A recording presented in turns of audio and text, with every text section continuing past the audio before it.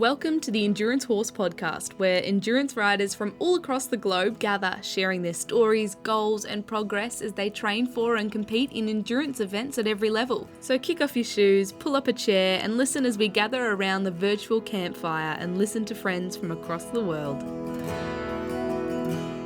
Hello and welcome to another episode of Endurance Horse Podcast. I am your host, Christina Hike, and today I'm joined by Dennis Summers, international endurance rider, respected author, and one of the founding members of EDRA, the Equine Distance Riding Association. Today, Dennis brings his thoughtful, horse-centered perspective, shaped by decades of miles, international experience, and a deep respect for the partnership between horse and rider. In this conversation, we talk about how he found endurance and what the sport has taught him over time, riding internationally, and the wisdom he's gathered both on the trail and through his riding. This is one of those conversations that remind us endurance is about far more than a finish line. It's about learning, growing, listening, and lasting. Let's get started. Hello, Dennis, and welcome to Endurance Horse Podcast. Well, hey, Chris, nice to hear from you. So my famous first question, how did you get into horses? Well, I guess a way back, both Sue and I grew up in the city in Seattle. Yeah, would go to summer camps and this and that. So we had a little bit of horse exposure, but early life, not that much. But once we got married, Sue had this great desire to get a horse, even though we had a property that wasn't even fenced yet on Valentine's Day. I went out and got her this half Arab paint horse, and we didn't have a fence, so I tied it to a tree with a big bow around it, and that was her Valentine's Day present, and we just kind of rolled from there and built the fence around our first horse, so to speak. That's a great story. That's why I love this question, because nobody has the same origin roots, and that is so cool. So how did you find out about endurance riding? Well, that's another good story. Boy, you're going way back, but it's funny. I can remember it as if it was yesterday. We were packed in with horses on what they call the high hunt. So we're up near the tree line at 7,000 feet in September, and Sue doesn't hunt, so she just stayed in camp, fed the fire, and read basically. And she had taken a Western Horseman in that trip. And while I was out hunting, she'd read a couple articles. One of them was on Tevis, and one was on the Mustang adoption program. And by the time I got out there, she had her line all set out, and she says, "You know what? We got to go and adopt a couple Mustangs and go ride Tevis on them." And long story short, that's what she did. It's the power of the written word. That's right. So what was it about endurance that made you stay? Because not everybody who tries it stays, but you stayed big time. Yeah, well, Sue got started first. Along after that story, she found a group and got started riding, and I wasn't sold on it. For me, it just every other weekend, my best horse and horse trailer and my wife were taking off to endurance rides, and I wasn't getting much of a payoff. But about that time, we had an irrigation guy come out, and Sue got to talking and said she was doing endurance, and the guy says, "Boy, have I got an endurance horse for you." Since then, we've heard that 100 times, and 99 times it hasn't worked out. But in this case, it turned out to be a great horse, and he brought it over, and then Sue took me up on the training hill, and we put a heart monitor on it. And this was just when heart monitors were coming out. Mm-hmm. And I didn't know what it was supposed to read, but Sue, with her best horse, couldn't get this horse over 140 beats per minute, and we were both. I wrote about this in my fourth yearbook. I says, I shook the heart monitor watch to see if it was working, and I don't know if it helps to shake a digital watch, but it turned out he was just a freaky horse, and within 2 years, I took it over, and so I got started with a really nice horse, and within 2 years we'd done the Race of Champions Tevis, and we're on a world team. So a good horse makes it a lot more fun. For me, anyway. See what that magazine article started. I'll tell you what. Yeah, we're still paying, but we're getting a lot of benefit out of it too. So, what did endurance look like for you in the early years compared to 2026? Well, I could go into the good old days, and they don't make riders and horses like that anymore. But I'll just say that it's changed, and people's goals have changed. People's time and lifestyles have changed. And it's just more difficult, I think, time wise and financially, for people to really compete hard. And for most, much more people now, it's just a chance to get away with your horse and spend some time with your friends, and that's a great thing. When we broke in, the 50 miles was pretty much the starting distance, and maybe a third of the field were racing to win. Well, probably a quarter of the field.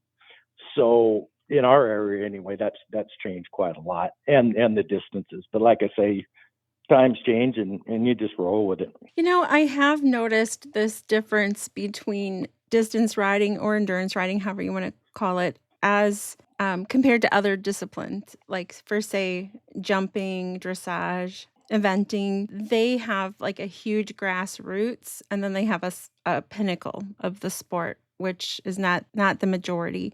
They accept it and they embrace it. And endurance, it almost feels like it started as the top down in a way.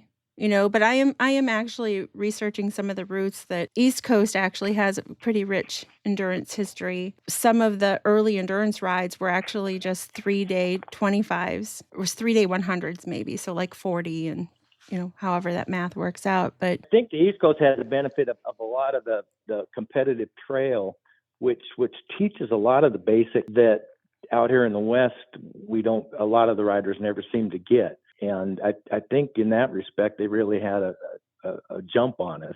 And a lot of those were of a shorter distance, the same horse multiple days, and you had to take good care of that horse to finish them all. and maybe it's just organically cycling back towards that shorter distance, and then re-evolving back up. So, Yeah, yeah. And we've had the benefit of going pretty much full circle.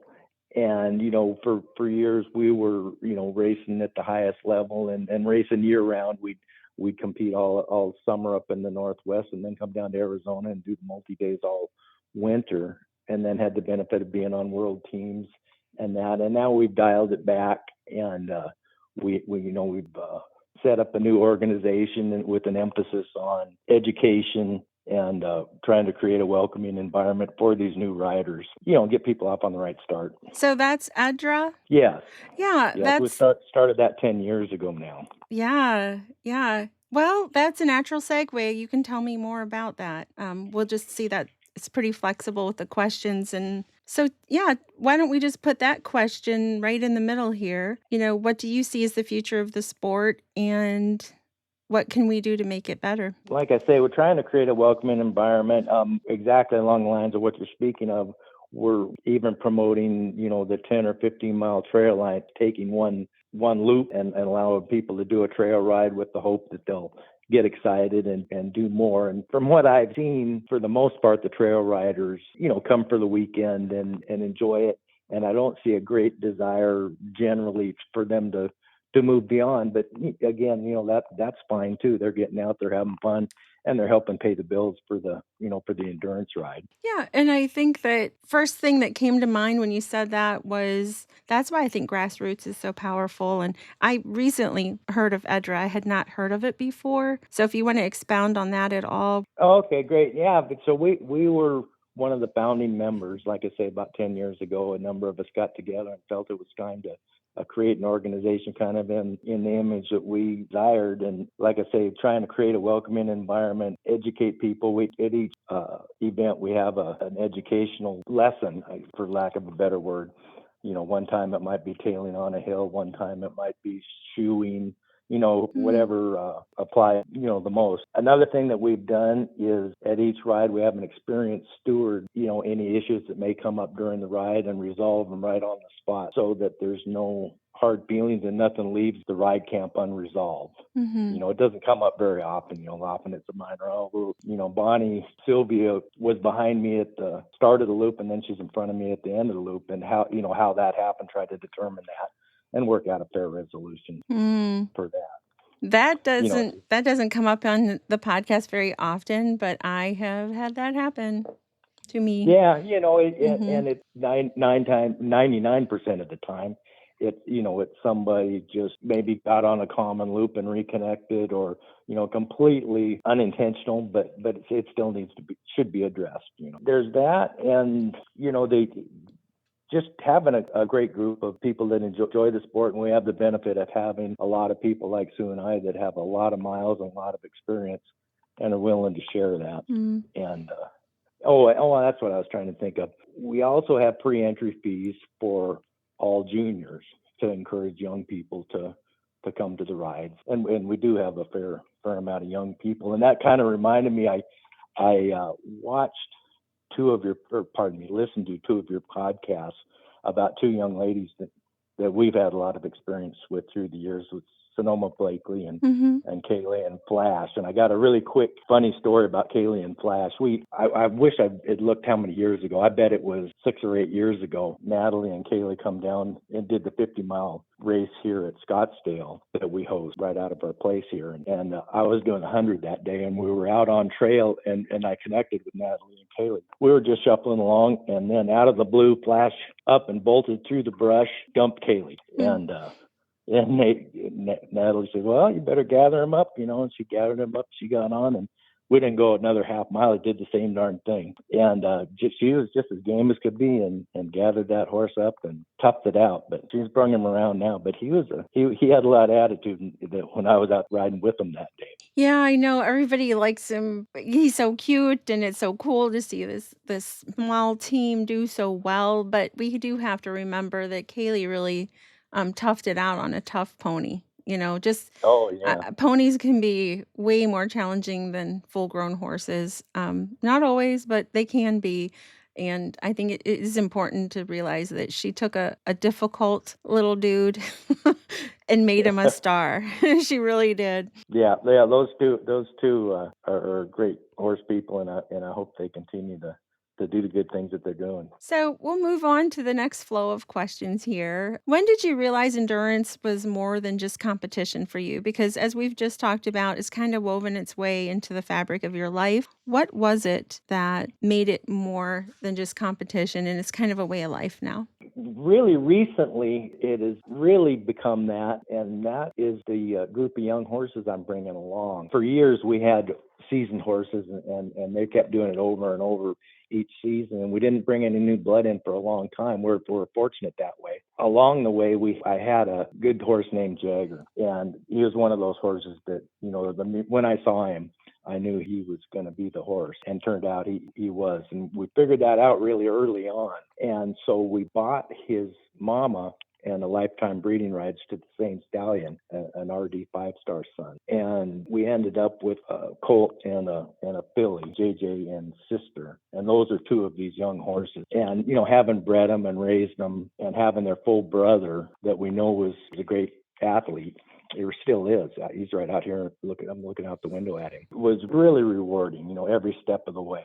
And now they're 6 and 8, and did their first 50-mile competitions last year. And then we have two race-bred horses from Texas that same way, really personable, really athletic. And to me, I get such a kick out of their progression, and it makes it that much more rewarding, since we're, especially with the two that we started, that we bred and raised. It's just such a rewarding feeling to to accomplish good things with them. And fortunately, they're all turning out to be what we thought they were, really outstanding athletes and great companions. So, Dennis, you've ridden internationally, which few people get to do. What originally opened that door for you? Well, way back when, the first horse I was speaking of, Tony Baloney, he was a great horse that, like I say, somebody dropped off at our place.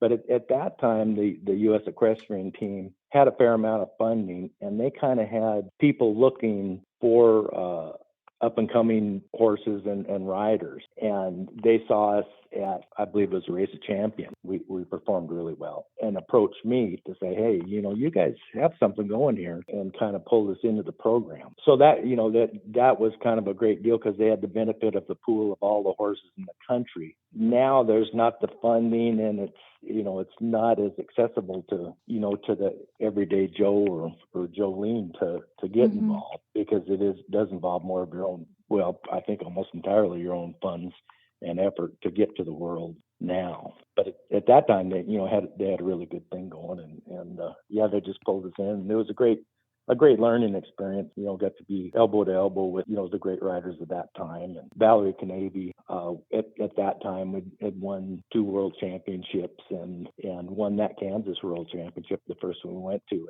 And she really gave us a lot of good information. We flew out to her place in Virginia and stayed many, many times. And she was very generous sharing information with us. Oh, that's great. What are some of the best things she shared with you? Well, the very most important tip, and one that I try and pass on, but it is often a difficult one for people to accept, and that's the horse that you start with is the most important factor that you're going to have, distance riding. We've had horses get exactly the same feed, exactly the same shoeing, training, and the results are wildly different, just because of their natural ability. Horse selection was probably the biggest tip that she had for us.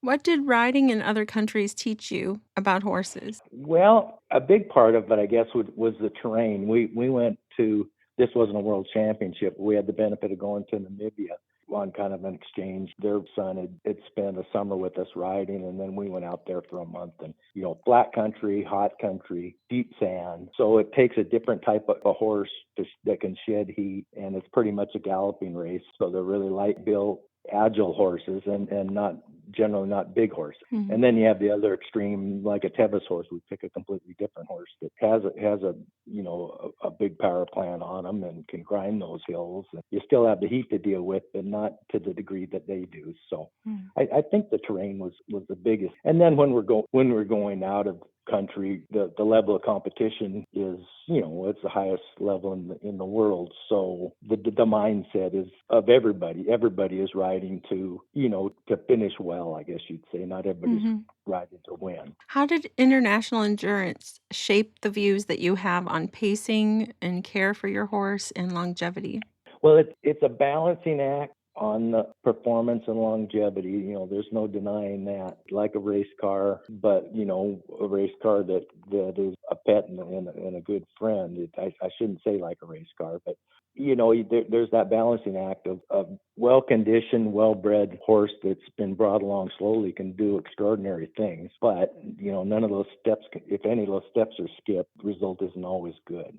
There's horses with great ability, but if they haven't had those 2 or 3 years to build up their legs and tendons, and feet, you're probably going to have some problems along the way. Can you touch on that, Dennis? Because I haven't heard, maybe I've just been too busy, but I haven't heard that talked about as much in recent years about the length of time that it takes to develop that part of the horse with the tendons and the ligaments, because the muscle in the heart doesn't take as long. Correct me if I'm wrong, but that foundation takes longer than the engine, so to speak, if I can go back to your car theory. Yeah, that nothing could be truer than that. The most difficult horses to bring along right are the natural athletes, because that heart and wind and speed is there, but chances are the running gear is in the same condition as any other horse, and they just sometimes don't hold up to the stresses, and that's the hardest horse to bring along slow, because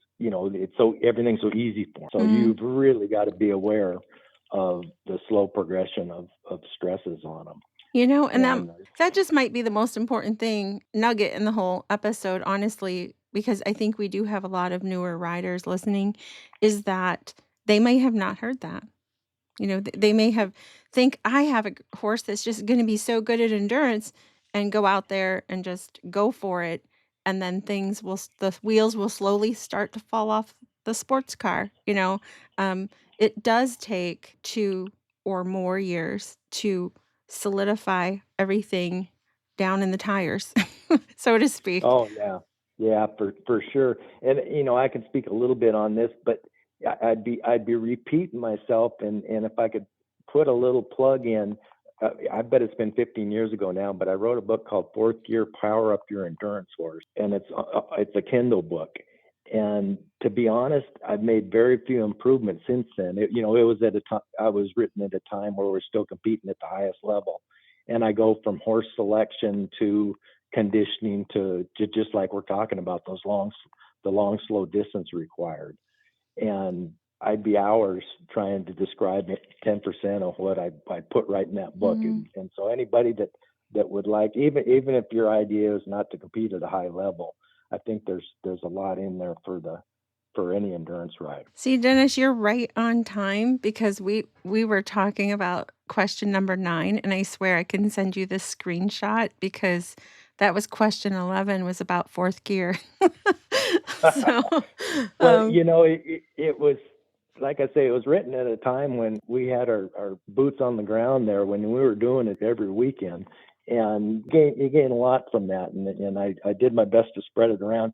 mhm, And one other quick story, I like you say, I'm a storyteller. So one great one along those lines is we only got to do the Bighorn 100 one time. That's in Wyoming. But we went out there and we took 2 good horses and we were riding the wind. But all day there was this one local gal that we just couldn't quite reel in. And we got to the finish line, and, everybody finished fine and it was great. But that gal, I hadn't met her before. She came up to me and says, "You know what? You shouldn't have wrote so much good information in fourth gear, oh, because that's how I prepared this horse." oh, And it kind of set me on my heels for a minute. I went, "Shoot, maybe I shouldn't have." But then, in a way, I said, after I thought about it, I thought, well, good on her. yeah. Well, that's your gift back to endurance, just like the podcast is for me. And it's also a great segue right there to what led you to start writing about endurance in the first place. I'm not a real wordy guy, and I'm not that much of a reader. So I'd have to say the inspiration for me is my head gets so full of information that eventually I've got to do something with it. Or Mm-hmm. it might be in the case of this last book on my young horse experiences. A good friend of ours, she'd seen how well that our 2 young horses did at their first endurance ride, how well mannered, and she says, well, and she'd kind of heard the backstory, because one of my horses got off to a terrible start training, and 2 trainers quit on him, and we just about quit on him. And he was one of the horses that did his first endurance ride. She says, you know what, you ought to write another book. And she'd helped me out. Sandy had helped me on the first book editing. So that was the inspiration for this last book. Tell me about fourth gear, and then tell me about this new book and what readers could expect to find in them. Well, fourth gear, I tried to cover it from end to end: horse selection, goal making, rider fitness, horse fitness, race strategy, kind of from end to end. And I didn't go into great deal. It's not a large book, but I tried to hit every high spot, and did my best with that. I haven't promoted it for a long time, but I bet there's another generation of riders out there that could benefit from it. And it's kind of a fun book. I put a bunch of handwritten sketches, heading a beat. So it's an easy read.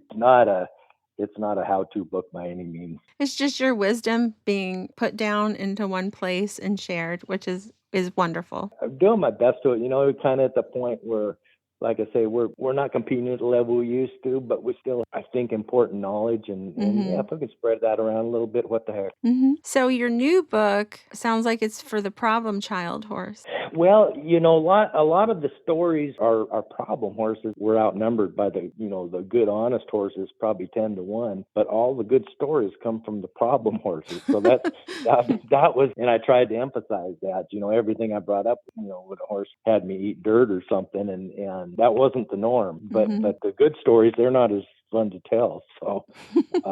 Yeah, I think there's, the emphasis is on young horses, but a lot of the information apply to even your more seasoned horses. And one example that I kind of told over and over is what I call the new normal, and you can apply it to most anything. The most recent thing I spoke of was, horses that tend to be barn sour. And I'm just bringing these young horses back from 3 months off, just in the last couple of weeks. And I noticed the same in all of them to different degrees. They just love it at home, and they'll, drag a little bit leaving. I try and ride the young horses alone as much as possible. And they'll drag leaving, maybe even be a little bit balky. And then you'd make a turn towards home, and they want to speed up and get their energy up and be done heading home. And in my mind, it's really important that the new normal doesn't change from ride to ride. And I try to demand 100% cooperation, and in that case, it'd be, rating at the speed that I ask them in a relaxed manner. And if that takes a half hour on trail of circling and one lane stops and reversing course and going by the house to do it, that's what it takes. 9 times out of 10, my close ride might be 10 minutes. And if they do everything right, shoot, I'll untack them and go get the next one. But if we have a setback and they're being hard-headed, I may be out there for an hour, but we always try and finish on a good note. And over time, that pays off. But it seems like if I break that rule and allow anything less than the desirable result, that's the new normal. And the next time I ask for it to be done properly, it's that much harder to achieve. I know when I was growing up, they always said, end on a good note. You never want to end on a bad note, because if you do, that is your new normal. Welcome to it. Oh, for sure. And like I say, with these young horses, short, successful sessions seem to stick so well. I'm just not one to grind out a 2-hour or even a 1-hour generally training session on a young horse. Like they do it right. Give them a cookie and let them be done for the day, I feel. So Dennis, share with me the name of your new book. And your wife, Sue, told me that JJ may have been a little bit often in the book, and you can tell us about JJ. Okay. Picking a title was almost harder than writing the book for me, because I had to think about, well, what was I trying to accomplish here? And I ended up with the title, The Long and Winding Road Towards the Cooperative Horse. And the long and winding road's obvious. It takes a long time in many cases to get your young horse or even your seasoned horse to cooperate. But I thought about the word cooperation, and to me, that's what I'm looking for, rather than having a horse to comply. And if you can kind of smell what I'm talking about, to me, they're two completely different results. And in the old days when I didn't have much time, but my athletic ability was pretty good, I could get a horse to comply. But now I feel I'm getting more on the road with more time, maybe some more skill and more patience for sure, getting them to cooperate. And the look in their eye and the result, to me, worlds different. So JJ, share a little bit about him, because I heard he was not a piece of cake. Yeah, he was. Jagger is his older brother. Was 30 days at the trainer, he come light and soft and safe, and turned out to be a great athlete. So we bred two exactly like him, JJ being the oldest. And he was a little bit different. He's a little bit more bunchy muscled. He had a quick first move, but I didn't think anything of it. He had a good soft eye, and he appeared to be, he's going to turn out to be a good-minded horse. Well, anyway, I was busy, so I sent him to somebody, and I think he's a little bit, if he's pushed, he will fight back. And he got off to a bad start. He bucked the first trainer off, and she sent him back, and we took some time. I didn't want to monkey with him. Didn't have the time, or I'm not crazy about starting young horses from scratch anyway, unless it's a really easy one. So we sent him off to another trainer, pretty much with the same result. So here we go. We got a horse that's perfectly conformed, perfectly bred, that we'd raised for 5 years. What are you going to do? Well, about that time, we're heading to Arizona, and a good vet friend of ours, she suggested a trainer that she'd had good luck with a problem horse. And we took him to, set up to drop him off at Nikki's place. Turned out he was right in downtown Phoenix, and we unloaded and walked him over the sidewalk between two houses to a backyard. And he was right in the middle of town. And then Sue and I looked at each other and said, well, if he can get ridden here, he can get ridden anywhere.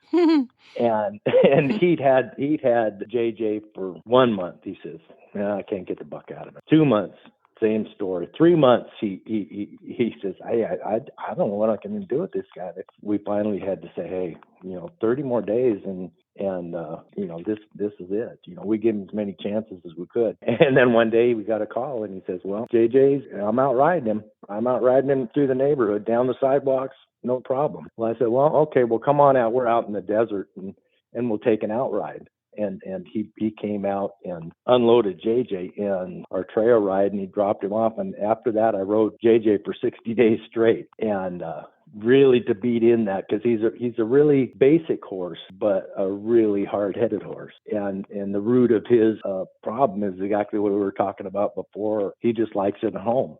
And if he's leaving home and decides he wants to go back, his go-to was bucking. But through softening and through the one rein stop and releasing the hip, we got him by that. And to be honest, he's not bucked with me once. And I think part of it is because I hand raised him. I picked him up till I couldn't anymore, and he really likes me. Mm-hmm. And I haven't had anybody else ride him since, and I don't know if I ever will. He may turn out to be a one-man horse, but we're getting along great. He's doing 50-mile rides now, and he enjoys it. He's really suited for it. And now he's my favorite horse. So it's just a great turnaround. I don't think it gets brought up enough that there are horses that are like that are just a little different. And there's horses that only tolerate one person very well.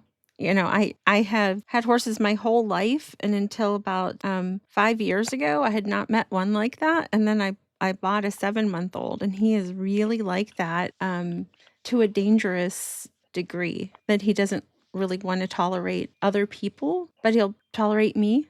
And I've tried to work really hard to overcome that, because I'm like, dude, if I die, what are you going to do? You have to like other people. So yeah, there are horses like that. It's something. So yeah, well, that you have a special bond with them, and with that, comes great responsibility, but great satisfaction too. So keeping with the training theme, what do you think endurance riders tend to focus on too much and not enough? Well, the emphasis is always on conditioning, it seems like. And we have, more, like I say, we have a clinic at each event for our EDRA group. And at our convention, what's coming up in March, we have a 2-day riding clinic that you bring your horse to, different clinicians. But I think, without a doubt, the weak link is generally, the emphasis on conditioning. The weak link is on the riding skills, and to a lesser degree, probably tolerating the horses traveling in a undesirable manner. Often there's too much emphasis on the trot, and in my mind, the trot isn't, unless it's done in a dressage manner, is not a building gait. In my mind, a galloping horse puts a better body on a horse. Mm-hmm. Yeah. This comes up often, that U-shaped horses come out of endurance more often than other sports. That they're traveling down the trail with their head up and not really working their back in a strengthening way. It's more of working their back in a detrimental way. Yeah, you hit it right on the head. And I think if a person could just spend even 10% of their riding in an arena or galloping hills, you could really help put a body on the horse, because it's a completely different movement that tends to, has them coiling and uncoiling their neck and back, rather than going in the hollow manner you're speaking of. Mm-hmm. What has endurance taught you about listening to your horse over time? We do have a variety of experience levels that listen to the podcast. And if they're just getting started out there, what should they be listening to? What has endurance taught you about listening to your horse?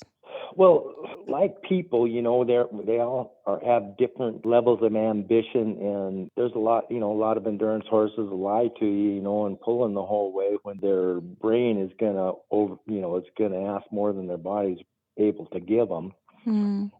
And then on the other end, there's the seasoned horse that has all the ability in the world, but he's decided that, hey, I don't need to work all this hard, and maybe harder to ride to the ability that he has, especially if he's riding alone. So I think you got to realistically try to evaluate your horse's experience level and ability level. and try and stay within or a little bit below that, regardless of what they're telling you. If they're telling you they should go faster, or in some cases should go slower, it's a difficult thing to do. And then there's the other wild card. Shoot, maybe they're just having a bad day as well. If you're an endurance ride, then you need to listen to the vet and take heed if the gut sounds or the recovery aren't what are normal for him that day. And this sport is one of the few that you can seriously injure your horse with. They could die. If you do not manage it correctly, you're asking for 4 to 24 hours of effort.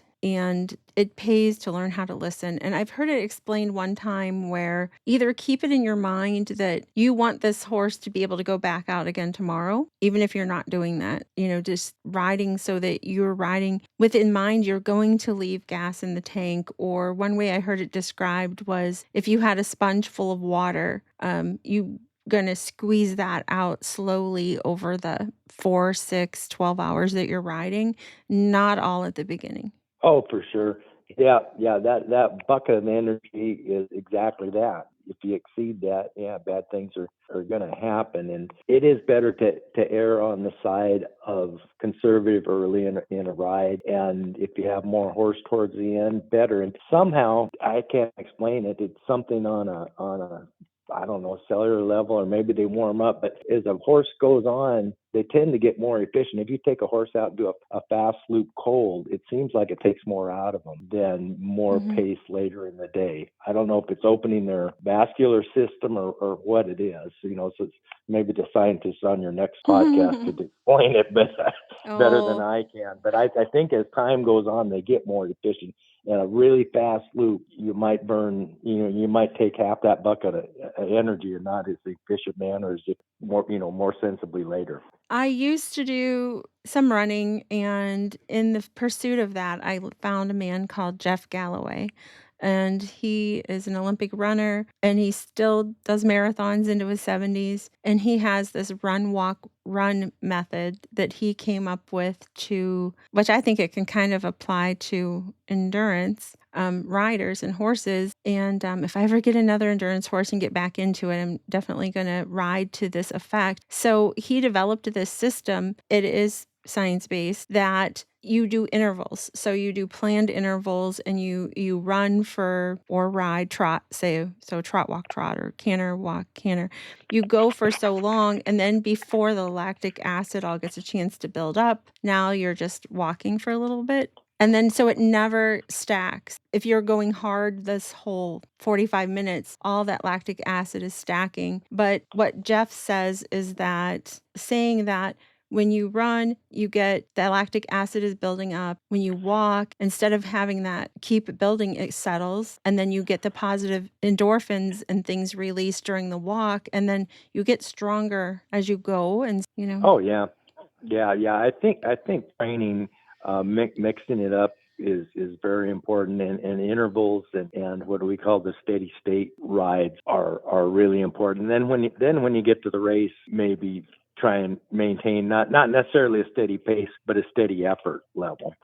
I spent quite a bit of time on is kind of the mix that we use of intervals and steady state hills, and then a long slow day, and not get one dimensional training, and it really seemed to help the horses. So all that nuggets of information is in Fourth Gear. Where would someone find that book? It is Fourth Gear, Power Up Your Endurance Horse on Kindle. Okay. So as we wind down here now, who have you ridden with that has made a positive difference in your ride that day, or just in general in your life?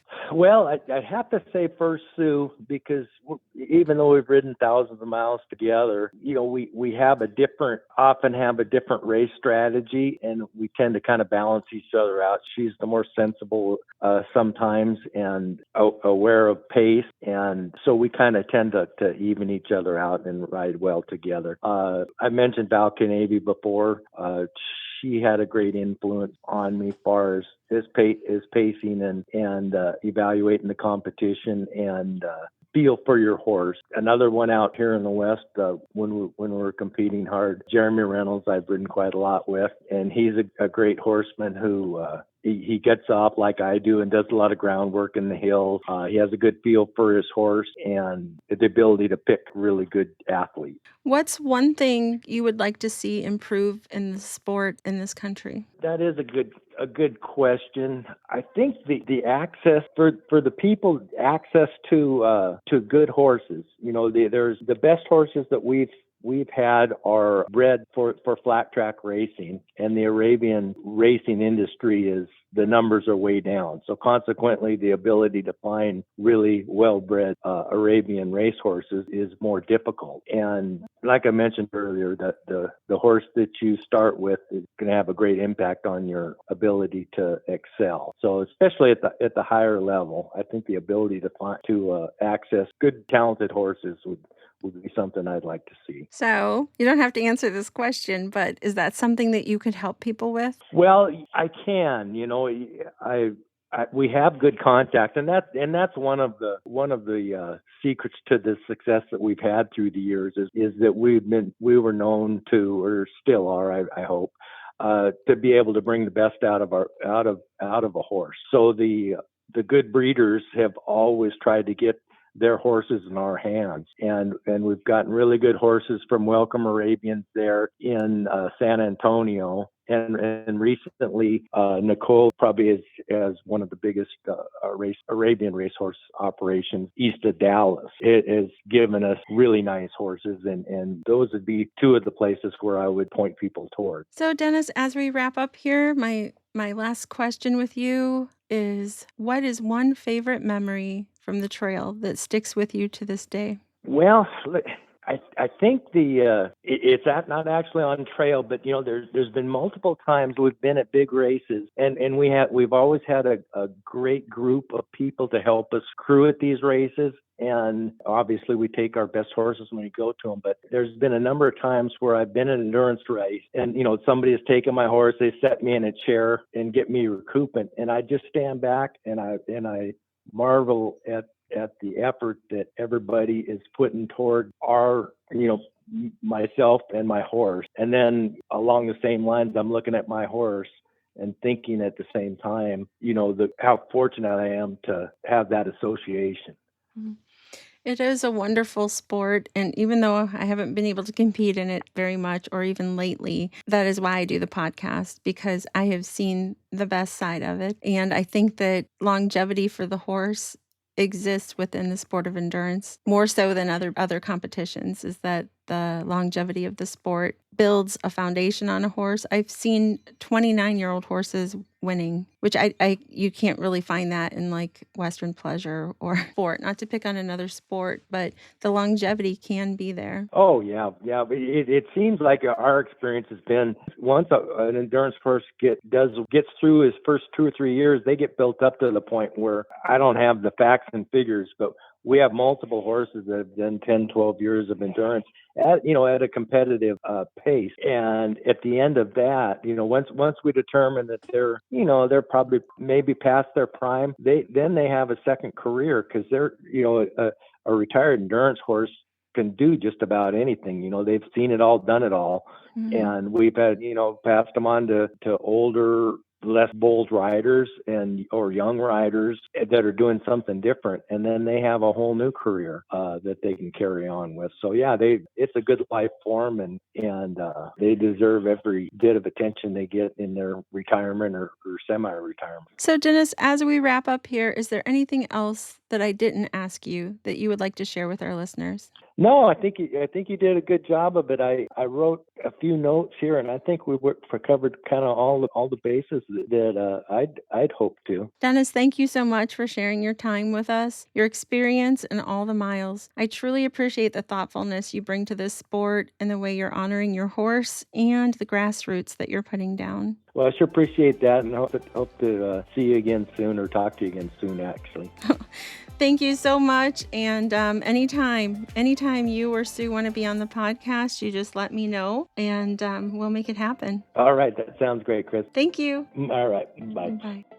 So that's a wrap for another episode of Endurance Horse Podcast. Thank you so much for joining us and for spending time with us out on this trail today. As we continue to celebrate the Year of the Horse, conversations like today remind us of why we ride, to learn, to grow, and to make the memories. In this partnership with our horses, it matters so much. Since training and horsemanship came up a few times in this episode, I thought it was a good time to invite you over to our sister podcast, the War Horse Journal podcast, where our latest episode features trainer Ryan Rose, who is a 2026 Road to the Horse competitor. Brian shares his insights into training, philosophy, and his approach. Just a gentle reminder, if you're enjoying conversations like this one here on Endurance Horse Podcast and you would like to help support the show, you can do that by heading over to warhorseendurance.com and joining one of our virtual challenges. Every mile truly does become a memory, and your support helps keep this podcast going. Thank you again for listening, for riding your own ride, and being part of this community. This is Endurance Horse Podcast signing off for now. Every mile a memory.